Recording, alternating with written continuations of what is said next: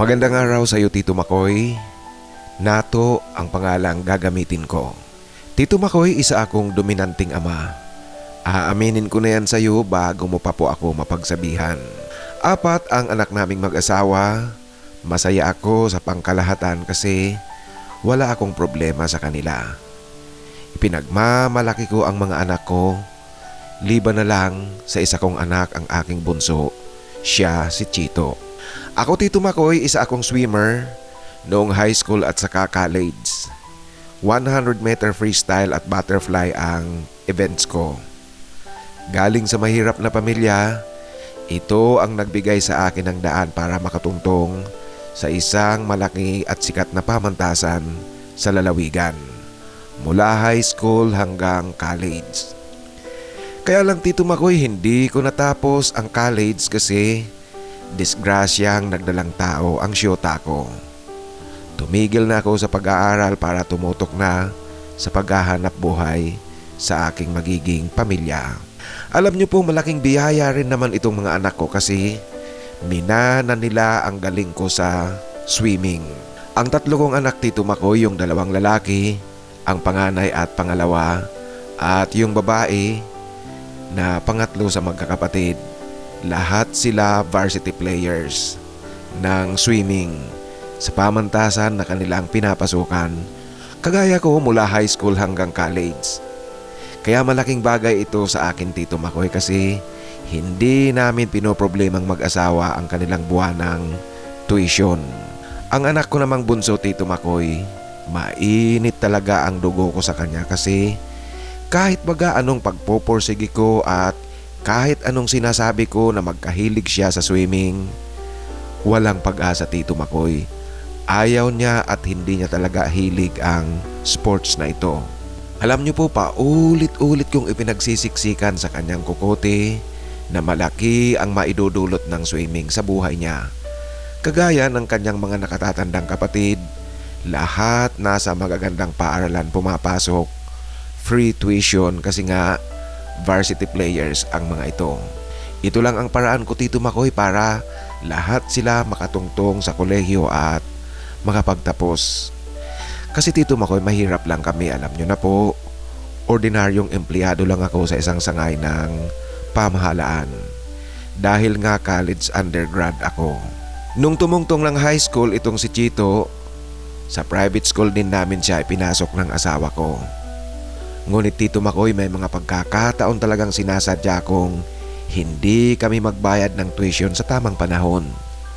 Ito'y upang maranasan niya ang hindi makakuha ng exam, makita niya ang kahalagahan ng sinasabi ko sa kanya at mapagtanto niya, Tito Makoy, na tama ako. Ang mga anak ko nga pala, Tito Makoy, 1 taon lang, mahigit 1 taon lang ang agwat ng kanilang edad. Kaya naman sunod-sunod sa baitang at taon noong pumasok na lahat sa paaralan, mula elementary hanggang college. Kung hindi ka magsusumikap sa swimming, wala akong pampaaral sa iyo sa kolehiyo. Pag-aralin mo yung sarili mo. Iyan, Tito Makoy, ang kung ilang beses kong sinasabi sa bunso naming anak na si Chito. Huwag po kayong mag-alala pa. Kung iniisip niyo pong pabigat ako, pipilitin ko pong hindi maging pabigat sa inyo. Ito, Tito Makoy, ang minsang sagot sa akin ng aking bunsong anak. Alam niyo po, nagpagting talaga ang aking tainga. Nasampal ko siya. Kasi ba naman may lakas loob ng sumagot-sagot sa akin. Alam niyo po, ito ang hindi ko pwedeng palampasin, yung sasagot-sagutin ako ng mga anak ko. Ang isa pang kinaiinisan ko dito, Tito Makoy, sa anak naming bunso ay ang kitang-kita ko sa kanya na may pride ito. Para baga, Tito Makoy, na kaya niyang tumayo sa kanyang sariling mga paa kahit na wala pa naman siyang kakayahan. Noong magtapos siya ng high school, Tito Makoy, tila yata pinapanindigan ng anak kong bunso ang kanyang sinabing sisikapin niyang hindi maging pabigat sa amin. Kasi nagulat ako dahil naka-enroll siya sa college na hindi humihingi sa amin ng pang-enroll. Tapos, Tito Makoy, hindi rin humihingi ng pang-tuition sa amin. Kaya labis-labis talaga akong nagtataka. Ang pagkakaalam ko kasi, posibleng maging free tuition siya sa unang semester ng college kung valedictorian siya. Ang problema dito sa anak kong ito, Tito Makoy, wala ito sa honor roll noong magtapos ng high school. Ngunit nalaman ko sa huli na sa entrance exam pala ng pamantasan na pinasukan niya, nakakuha siya ng average na 96. Sa pamantasang ito, Tito Makoy, ang pagkakaalam ko talaga, binibigyan nila ng automatic scholarship ang estudyanteng makakakuha ng score mula 95 pataas. Pagkatapos niyan, Tito Makoy, kailangan na lang na mapanatili ng estudyante ang grade sa lahat na subject na walang aabot sa 2 upang mapapanatili ang academic scholarship. Ang problema, Tito Makoy, kay Chito, hindi niya napapanatili ang scholarship kasi nagkaroon siya ng 2 sa isang subject. Kaya naman noong second semester na, hindi na siya scholar. Ngunit, Tito Makoy, nagtataka pa rin ako kasi naka-enroll ang anak ko na hindi humihingi sa amin. Alam niyo po, hindi ako gaanong nagsisiyasat o kaya nag-uusisa. Basta ang gusto ko talaga, makita niya ang hirap ng hindi kagaya ng mga kapatid niya na varsitarians. Sa paralang pinapasukan, hindi na mo problema ito buwan-buwan ng kanilang tuition. Ngayon nawala na ang academic scholarship ni Chito. Gusto ko talagang makita niya ang problema at mapagtanto niya na tama ako sa aking mga sinasabi.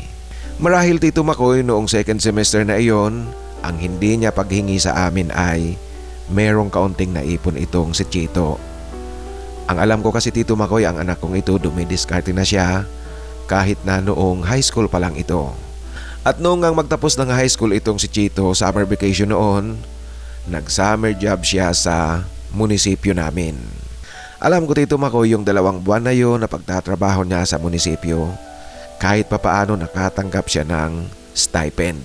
Liban pa dyan, Tito Makoy, ang pagkakaalam ko, may mga nagpapagawa sa kanya ng photo editing at mga class presentation materials. Dito nakakarakit itong si Chito. Ginagawa niya lang sa computer cafe kasi noong panahon na yun wala namang computer sa bahay namin. Alam niyo po, sinasabi ko na ngang mahirap lang kami. Nag-salary loan ako, Tito Makoy, sa GSIS kasi merong sinasanla sa aking palayan. Mahigit ding 100,000 ang na-release sa akin kasi first time kong mag-loan. Marami-rami na rin ang premium contribution na naihulog ko kaya malaki-laki ang na-approve sa akin at na-release ng GSIS. Winidraw ko, Tito Makoy, ang karamihan dito at dinala ko sa bahay ang cash habang hinihintay ko ang katransaksyon ko para sa aming gagawing formal na pag-uusap sa barangay. Noong araw na magkikita na kami sa barangay ng katransaksyon ko, yung nagsasanla sa akin ng palayan, binilang ko muli ang cash na aking tinago. Tito Makoy, kulang ng 10,000. Eksaktong 10,000 ang nawawala. Nagulat ako at nagtataka. Tinanong ko ang lahat sa bahay, ngunit ang mga sinasabi ng mga ito, lahat sila walang alam. Kaya lang, Tito Makoy, tiningnan ko ang sitwasyon. Sa lahat ng mga anak namin, si Chito lang naman ang nakakita sa aming mag-asawa habang nagbibilang kami sa bahay ng kaunting perang aking na-loan sa GSIS. Nakita niya rin kung anong kulay ng plastik ang pinaglagyan ko nito bago ko itinago sa silid naming mag-asawa. Nagkataon pa, Tito Makoy, na noong panahon na iyon, examination period. Si Chito lang ang merong kailangan ng perang pang tuition. Siya lang naman sa 4 na mga anak namin. Kaya, Tito Makoy, kung titingnan mo ang sitwasyon, malinaw na malinaw, sino pa ba ang posibleng kumuha ng 10,000 nawawala sa akin? At alam mo, Tito Makoy, sa lahat ito talaga ang ayaw na ayaw ko ang pagnanakaw. Hindi ko ito pwedeng palampasin, kaya kinompronta ko talaga itong si Chito. Kahit na ano, Tito Makoy, na pagkukumpronta ko sa kanya, Ayaw talagang umamin. Naninindigan ito na wala siyang kinalaman at hindi niya raw alam ang nawawalang 10,000 cash na iyon. Sinungaling ka.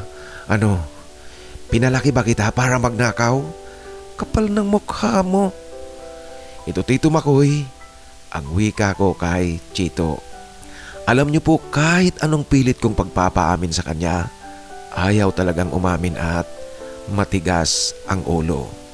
Kaya naman 2 sampal ang ibinigay ko sa kanya. Ngunit ang 2 sampal na iyon Tito Makoy tila yata kulang pa. Ayaw talagang umamin. Pa? Kahit na ganito ako pa? Hindi ako magnanakaw. Kahit pa po patayin niyo ako, hindi ako aamin. Kasi wala naman akong dapat aminin pa. Wala akong kinalaman dyan sa nawawalang perang sinasabi mo pa. Iyan Tito Makoy ang wika niya sa akin na umiiyak. Kaya lalong nag-init ang dugo ko sa kanyang sinabi, yung kahit napatayin ko. Doon ako nag-init Tito Makoy. Kaya muli ko itong binigyan ng isa pang malakas na sampal. Siguraduhin mo lang na hindi ko matutuklasan ang totoo. Kung hindi, pipilayin talaga kitang magnanakaw ka. Iyan Tito Makoy, ang wika ko sa anak namin. Ang asawa ko Tito Makoy at mga anak ko, sinasaway nila ako ngunit hindi ko ito pinapansin kasi matibay ang aking basihan. Ito namang si Chito, iyak ng iyak pagkatapos ng kumprontahin ko. Patuloy ito sa mahinang pananalita na nagsasabing wala raw siyang kinalaman, hindi siya nagnakaw at hindi niya magagawang pagnakawan kami. Alam mo Tito Makoy, nung marinig ko pa yung pananalita niyang iyon kahit nasa mahina lang, kinontrol ko na lang ang sarili ko kasi baka hindi sampal lang ang abutin niya sa akin. Ilang araw ang dumaan mula nung kumprontahin ko si Chito, hindi kami nag-uusap na mag-ama. Sa tingin ko Tito Makoy, umiiwas ito kasi sa umaga hindi siya sumasabay sa amin para kumain ng almusal. Lumalabas ito sa kanyang silid pag nakaalis na ako papasok ng trabaho. Sa gabi naman, dumarating ito mula sa eskwela kung nasa loob na ako ng silid naming mag-asawa. Sa tingin ko Tito Makoy, talagang umiiwas sa akin itong anak kong bunso. Hanggang sa isang umaga, balisang-balisa ang asawa ko at mga anak ko dahil hindi umuwi itong si Chito. Hindi nila alam kung nasaan. Noong panahon na yun Tito Makoy, wala kaming paraan para makontak si Chito kung nasaan siya. Kasi ang tanging may cellphone pa lang noon sa amin ay ako, analog cellphone pa nga lang Tito Makoy. Hayaan nyo, inuubos siguro yung perang kinupit niya. Ito Tito Makoy, ang wika ko. Kung makapagsalita ka naman Donato, sigurado ka bang ninakawan ka ng anak mo? Yan Tito Makoy, ang galit na wika sa akin ng asawa ko na umiiyak sa aking sinabi. Naiintindihan ko siya Tito Makoy, alam nyo na po, ina ito, nasaktan ito sa aking sinabi. Liban pa dyan, nag-aalala nga ito kung nasaan ang anak namin. Naghintay kaming umuwi si Chito, ngunit lumipas ang ilang araw, naging linggo, naging buwan at tumagal ng mahigit 1 taon. Wala kaming narinig at wala kaming alam kung nasaan si Chito. Sa nakalipas na mahigit 1 taon Tito Makoy na hindi pag-uwi ni Chito, isang araw, naisip kong mag-ayos-ayos ng mga papeles at mga dokumento sa drawer namin sa loob ng silid naming mag-asawa. Tito Makoy, nanlaki ang mga mata ko nang makita ko ang nawawalang 10,000 pesong pera, yung hinahanap ko noon. Saka ko naalala Tito Makoy na itinabi ko pala ito, inilagay ko sa isang brown envelope at itinago ko sa drawer na bibihira naming buksan, yung halos hindi nga namin binubuksan. Gawain ko kasi ito Tito Makoy, yung nagtatago ng pera sa mga sulok na bihirang maalala. Upang sakaling kung dumating ang oras na nangangailangan kami at walang-wala, saka ako nagbabaka sakaling maghalungkat sa mga sulok. Sa ginagawa kong iyan, Tito Makoy, diyan ko nakikita ang mga halos nakakalimutan ang itinago kong kaunting halaga. Malaking bagay, Tito Makoy, yung ganoon na walang-wala kayo, kailangan nyo ng pera at hindi mo inaasahan meron kang matutuklasan na mabubunot mo. Kaya ganyan ang estilo ko, Tito Makoy. Subalit, Tito Makoy, sa pangyayaring ito na pinagbintangan ko ang anak ko, nasampal ko pa. Ngayon, nakita ko ang aking hinahanap na pera. Ang pakiramdam ko, Tito Makoy, biglang nanikip ang aking dibdib. Natulala ako kasi naalala ko, Tito Makoy, nasampal ko ang anak ko. Pinahiya ko siya sa mga kapatid niya at sa kanyang ina. Naaawa ako sa aking ginawa sa kanya. Nakokonsensya. Kawawa naman ang bunso kong anak na si Chito.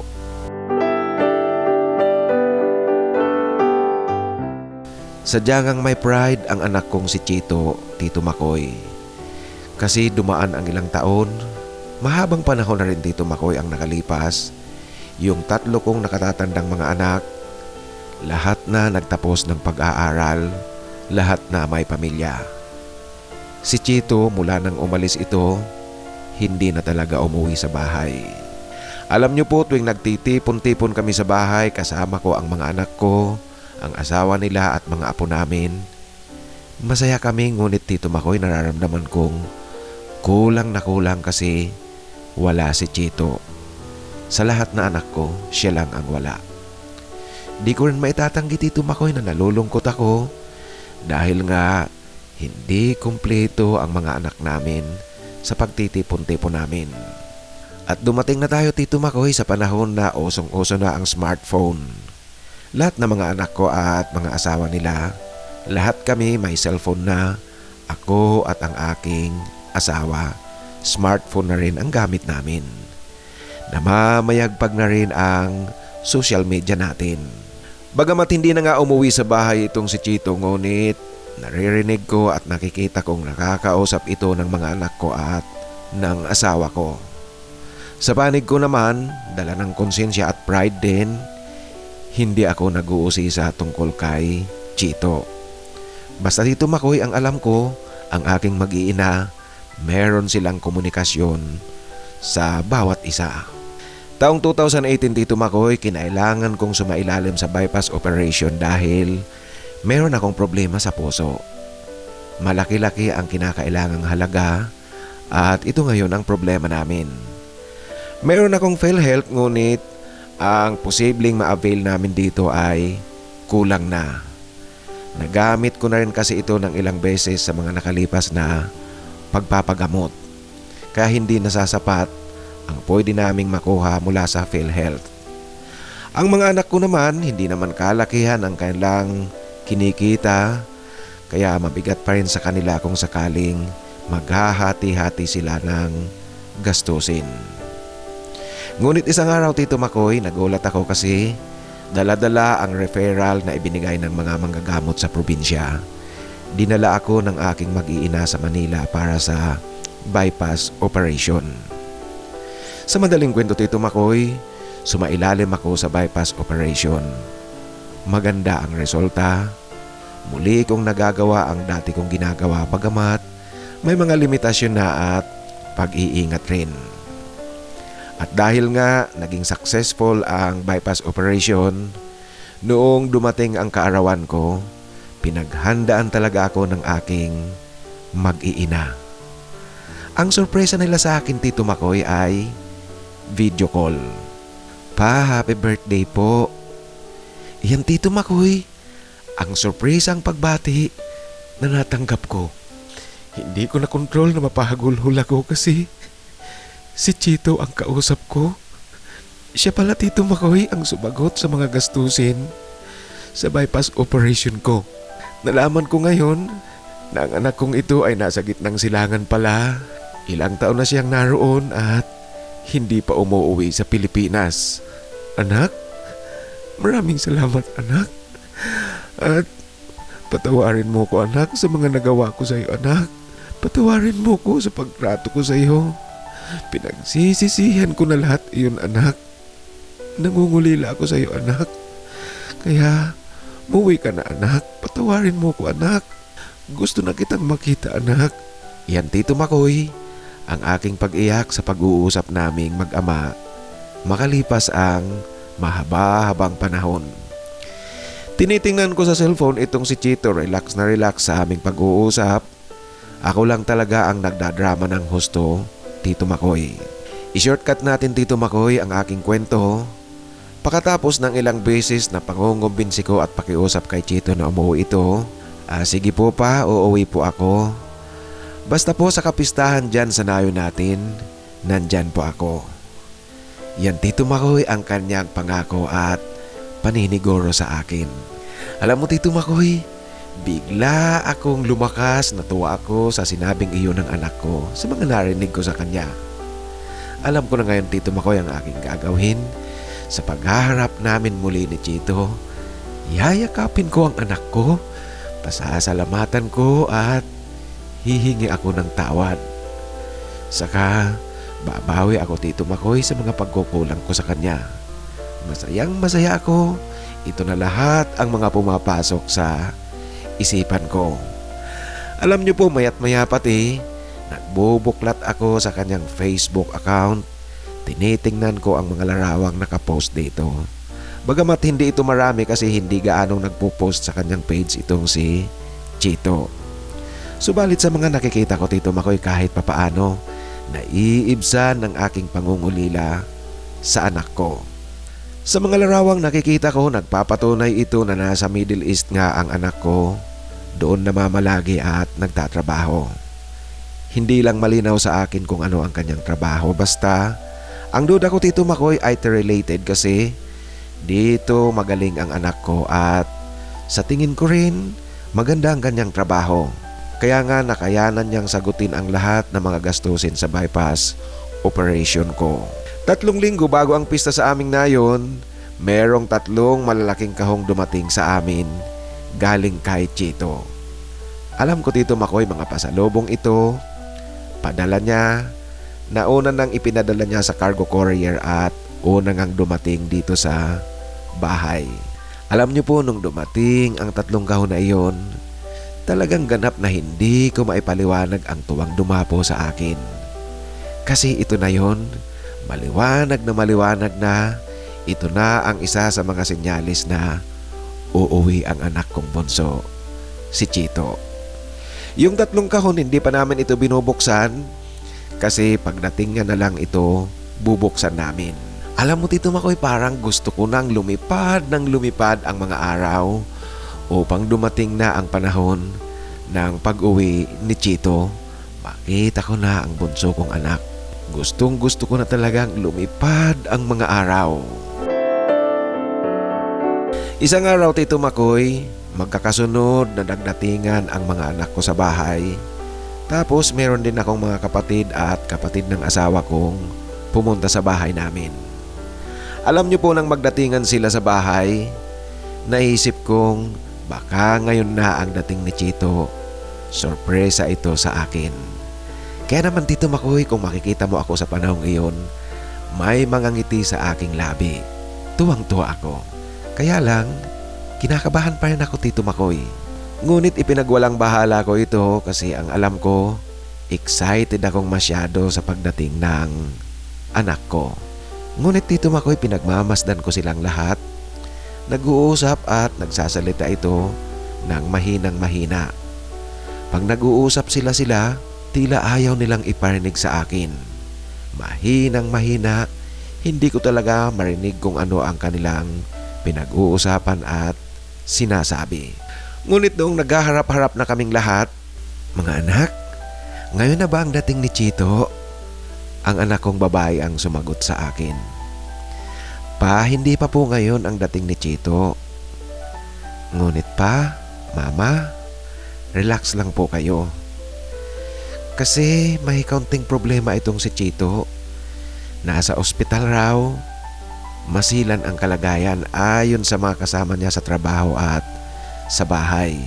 Mag-a-update raw po sila sa atin tungkol sa kondisyon ni Chito, Papa, Mama. Kaya lang po, Mama, Papa, ang sabi nila, Humanda tayo sa anumang posibilidad. Iyan Tito Makoy ang wika ng anak kong babaeng umiiyak. Hindi ako makapagsalita Tito Makoy sa aking narinig at naguguluhan ako sa sinabi sa akin ng anak kong babae. Ang sabi niya, may konting problema tapos humanda kami sa iba pang posibilidad. Hindi magkatugma Tito Makoy ang kanyang pananalita, magkasalungat. Kaunting problema, bakit kami maghahanda sa iba pang posibilidad? Magkasalungat na magkasalungat. Diyos ko po, sana naman walang malalang mangyari sa anak ko. Iyan Tito Makoy ang lihim na panalangin ko sa aking isipan. Hindi umalis sa bahay ang mga anak ko at noong gabi nagdatingan din ang ibang kapatid ko at ibang kapatid ng asawa ko. Noong gabing iyon Tito Makoy, kinukutuban ako. Huminga ako ng malalim, inihanda ko ang sarili ko, nilakasan ko ang loob ko at nagtanong ako, mga anak, kalmado ako. Kalmado kami ng mama nyo. Tapatin nyo nga kami ng mama nyo. Ano ba ang sitwasyon talaga ni Chito? Ito Tito Makoy ang diretsahang tanong ko na sa mga anak ko. Pinainom muna nila ako ng malamig na tubig at ang asawa ko. Saka nagsalita muli ang anak kong babae. Papa, Mama, ang totoo po kasi niyan, wala na si Chito. Wala na si Chito, Papa, Mama. Wala na. Alam niyo po para akong naengkanto.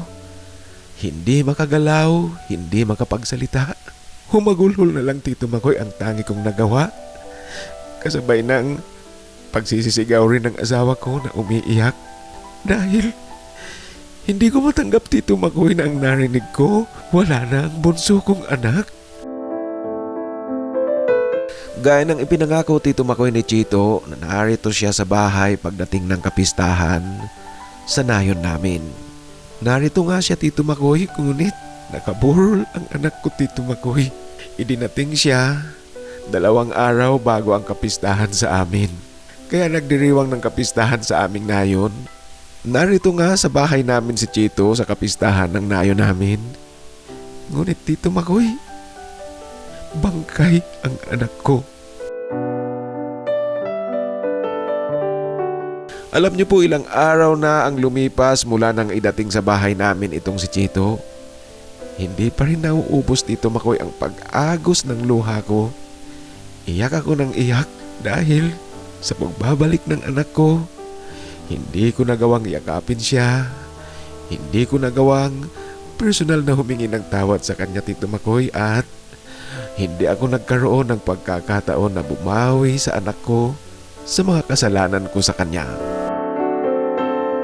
Labis-labis Tito Makoy ang pagkalunod ko sa pagdadalamhati sa nangyari. Ngunit wala kaming ibang nagawa kundi ang ilagak na lang si Chito sa kanyang huling hantungan. Pumanaw ang anak ko Tito Makoy sa edad na 27. At ayon sa report na nakarating sa amin, ayon din sa kwento ng mga kasamahan niya sa bahay, basta na lang isang umaga hindi nagising ang anak ko buhat sa pagtulog. Nung umagang iyon ayon sa kanila, lahat sila nagtataka kasi mag-aalisa na sila papasok ng trabaho, hindi pa rin lumalabas sa silid si Chito. Hindi ito normal kasi palagi raw si Chito ang unang bumabangon sa umaga. Nang pumasok sila sa silid ni Chito, dito nila natuklasan na hindi na humihinga ang anak namin. Tumawag din sila sa emergency rescue. Naitakbo pa sa ospital itong si Chito ngunit idineklara ring dead on arrival. Ayon sa investigation report Tito Makoy, wala namang foul play na ganap sa pagpanaw ng anak ko. Ngunit Tito Makoy, kahit na ganoon ang sinasabi sa report, gusto naming malaman talaga at magkaroon pa ng masusing investigasyon kaya ipina-autopsy namin si Chito. At yung autopsy dito sa Pilipinas, ganoon din ang findings, walang foul play. Yung nakalagay sa kanyang death certificate, yung sanhi ng pagkamatay ng anak ko, yun yatang, kung hindi ako nagkakamali Tito Makoy, acute hemorrhagic pancreatitis. Parang ganoon yung nakalagay doon sa death certificate ni Chito. Alam niyo po, nagkaroon lang kami ng lakas ng loob na buksan ang mga kahong padala ni Chito 1 linggo matapos namin siyang maihatid sa huling hantungan. At sa pagbubukas ng mga kahong ito, Tito Makoy, di ko na naman mapigilan muling bumuhos ang mga luha kasi mga pasalubong nga ito sa amin ni Chito. Yung pasalubong niya sa akin, Tito Makoy, yung sapatos na gustong gusto kong mabili, gustong gusto kong magkaroon noon pa. Hindi ko alam kung nagkataon lang, tiyambang lang iyon, o alam ni Chito na gustong gusto ko ang sapatos na iyon noon pa. Makalipas din ang ilang araw, dumating sa amin ang package na naglalaman ng mga gamit ni Chito na naiwan doon sa kanyang tinutuluyang bahay sa gitnang silangan. At alam mo, Tito Makoy, ang tuluyang dumurog sa aking pakiramdam noong matanggap namin ng asawa ko ang pera galing sa kumpanyang pinagtatrabahuan ni Chito. Maganda ang kumpanyang napasukan ni Chito, Tito Makoy. Ipinadala sa amin ang end of service benefits niya. Alam mo, Tito Makoy, malaki-laking halaga pa rin ang ibinigay at natanggap namin mula sa kumpanyang pinagtrabahuan ni Chito. Alam niyo po, sa tanang buhay ko, ngayon lang ako nakakita ng ganitong halaga sa bank account naming mag-asawa. Ngunit, Tito Makoy, hindi ito ang gusto ko. Gusto ko pa rin, Tito Makoy, yung anak ko. Kahit na walang pera, basta sana umuwi, nakauwing buhay, nakabalik na buhay ang anak namin. Yun ang gusto ko, Tito Makoy. Hindi ko kailangan ang pera. Dahil sa hindi inaasahang biglang pagpanaw ng anak ko, hindi na ako nagkaroon pa ng pagkakataong bumawi sa anak ko. Wala kaming kaalam-alam sa naging buhay niya mula nang umalis ito sa bahay. Ngunit, Tito Makoy, sa kabila ng hindi ko alam, hindi namin alam kung gaanong hirap ang kanyang pinagdaanan, yung napilitan siyang umalis sa bahay dahil sa hindi magandang pagtrato ko sa kanya. Ito ngayon sa harapan ko, kitang-kita ko ang kanyang iniwang malaki-laking halaga pa rin, Tito Makoy. Nahihiya ako sa anak ko kahit nawala na siya. Tila hindi ko kayang bagitin ang kanyang pangalan sa hiyang nararamdaman ko, Tito Makoy. Kahit na nasa kabilang buhay na ang anak ko. Bilang bahagi ng aking therapy, Tito Makoy, mula nang ilibing si Chito, linggo-linggo akong dumadalaw sa kanyang puntod. Minsan nga magkailang beses pa sa 1 linggo. Kahit na huling-huli na, Tito Makoy, hindi na babangon sa kanyang puntod ang anak ko. Ngunit malaking bagay sa pakiramdam ko ang aking ginagawang ito. Natigil lang ito noong magkaroon tayo ng pandemic. Ngunit nung mawala na ang restriction sa pandemic, muli akong bumalik, muli kong dinadalaw ang anak ko sa kanyang puntod. Linggo-linggo, Tito Makoy, hanggang ngayon, walang palyayan. Alam ko wala nang silbi ito, subalit ito na nga lang talaga ang tanging paraan ko para maiparamdam ko sa aking anak ang aking labis-labis na pagsisisi, ang aking labis-labis na paghingi ng tawad, at ang pagmamahal ko sa kanya, Tito Makoy, na hindi ko man naipadama noong buhay pa siya. Alam mo, Tito Makoy, kahit na ilang taon na rin ang nakalipas, alam ko nawala na si Chito, ngunit patuloy ako, Tito Makoy, na naghihintay. Araw-araw, patuloy ko pa rin inaasam na makikita ko siyang uuwi, darating sa bahay. Kahit pa, Tito Makoy, alam kong wala nang Chitong darating at hinding-hindi na mangyayari, hinding-hindi na magkakaroon ng katuparan ang aking paghihintay. Hanggang dito na lang po, Tito Makoy, ang aking kwento. Sana po piliin nyo at sana kapulutan ng aral ng mga amang dumananting kagaya ko. Ang isa sa mga nakikinig sa iyong channel, Nato. Maraming salamat na to sa pagbabahagi mo ng iyong kwento. Alam mo, nalulungkot ako dito sa nangyari sa anak mo. At kung tama yung sabi mo na ang death certificate na nakalagay doon sa kamatayan ng yung ikinamatay ng anak mo ay yung acute hemorrhagic pancreatitis. Ang ganito kasing kaso, narinig ko na ito 2 beses sa 2 kaibigan ko. Yung una, kaibigan ko talaga, as in close friend ko noong college kami. Kasi nga minsan, pumasok ako ng campus, lasing na lasing.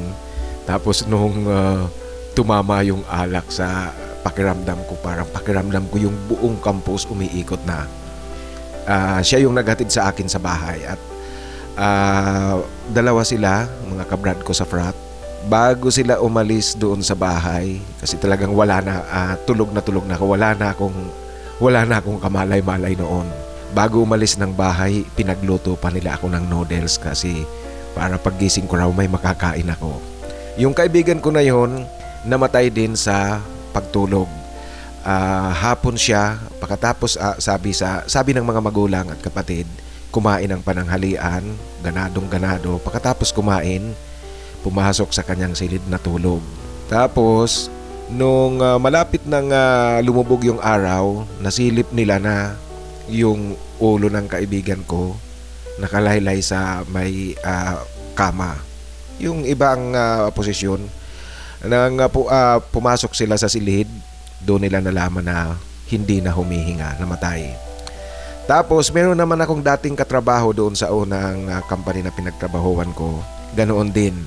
Natulog sa gabi, tapos nakita ng mga kapatid at magulang nung umaga, patay na, hindi na nagising. Parang ganoon din yung findings ng doktor. Yung kumbaga sa pananalita natin, yung common na maririnig natin, yun ang tinatawag na bangungot. Para doon sa mga kasamahan natin na may kaalaman sa medical and health profession, yung ano ba yung tinatawag na acute hemorrhagic pancreatitis na kinakamatay ng mga taong hindi na nagigising. Ang kasi ang pagkakaalam ko niyan, ang duda ko lang yung mga ganyang kaso, may sakit yan sa puso. Inaatake habang tulog o yun, hindi na nagigising. Sinasabi ng yung maririnig natin, binangungutan niya.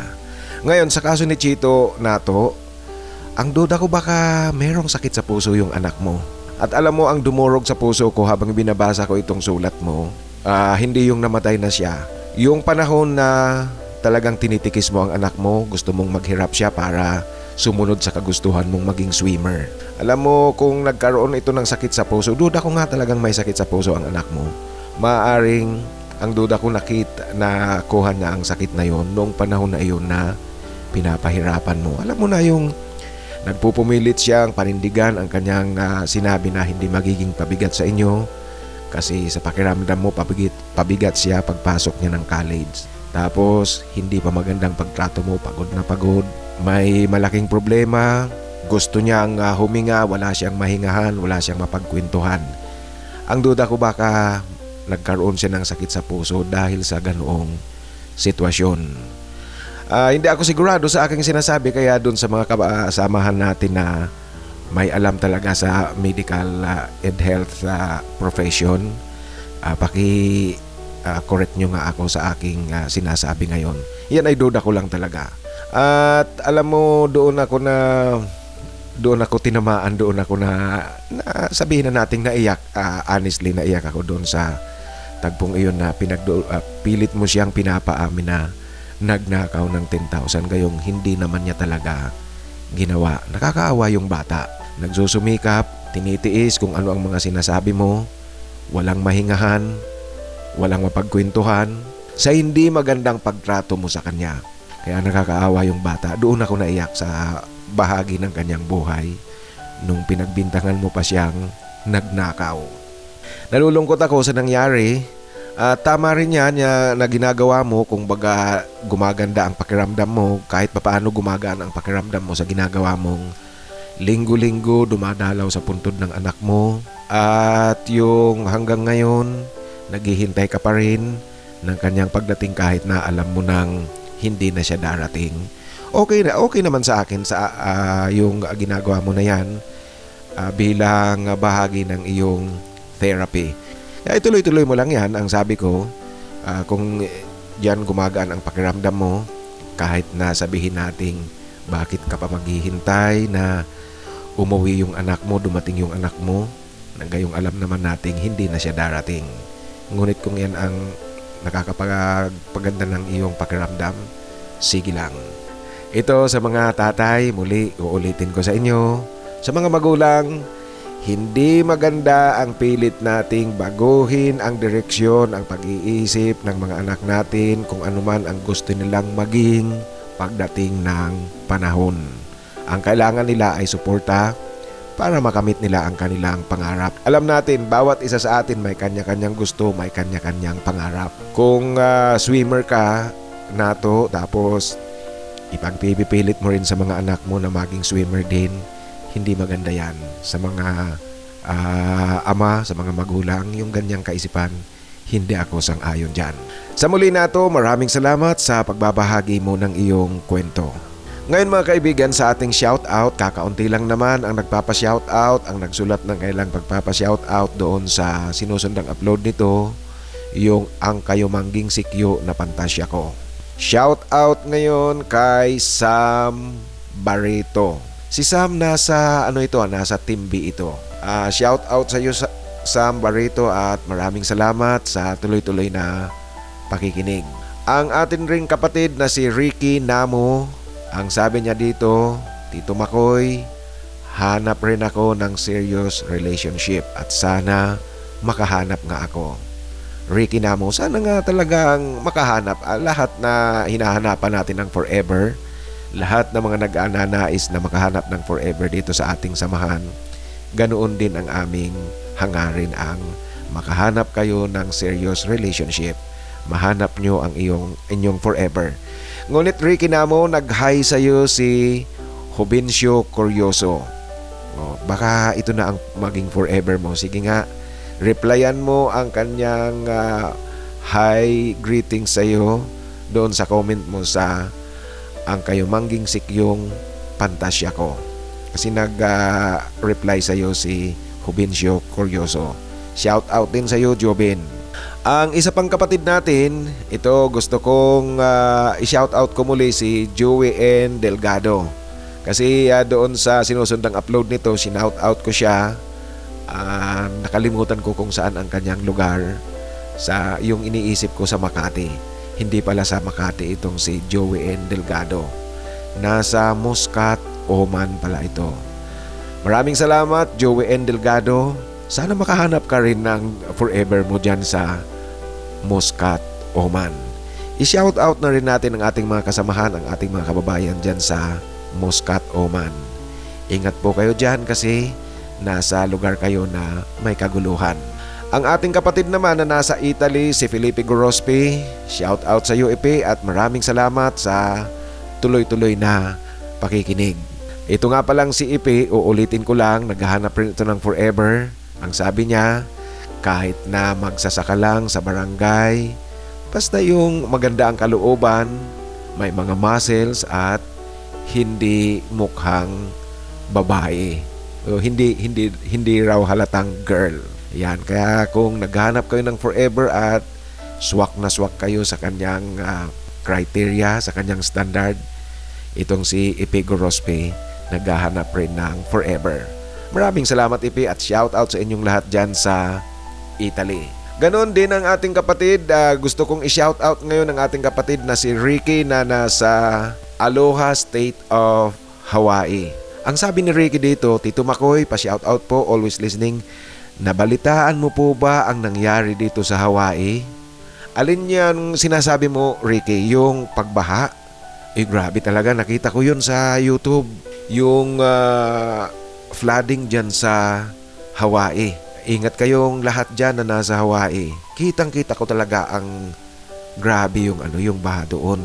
Kahit na alam kong kayang-kaya nyong i-handle yan, dahil syempre dito sa Pilipinas, taon-taon tayo kung ilang baha, ilang bagyo ang ating nararanasan. Ngunit, Ricky, ingat pa rin dyan kahit na alam mo kung paano i-handle yan.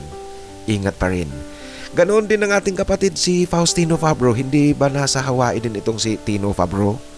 Ingat kayong lahat dyan na nasa Hawaii. Kaya sa inyong dalawa, Ricky alias Top Gun 1968 at si Faustino Fabro, alam kong nasa Hawaii kayo pareho. Ingat kayong palagi dyan.